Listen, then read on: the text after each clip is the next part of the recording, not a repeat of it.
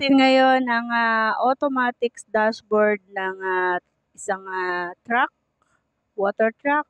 Ayan, meron siyang 3 buttons, relay, neutral, and drive. Ayan. Push button lang po yan, mga kaibigan, 3. And then, may 2 siyang apakan. Sa ibaba, ang silinyador and then yung kanyang brake. Ayan. Nasa left side yung brake and then magkatabi sila ng silinyador. Ayan. And then, digital po yung kanyang kambyada.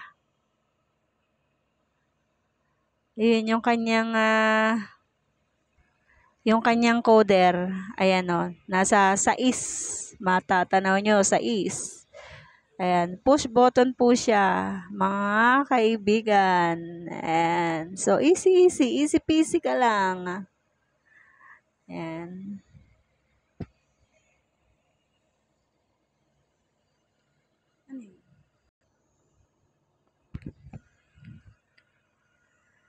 So, ayan, mga kaibigan, sa ngayon, nakita ninyo ang forma ng isang push button.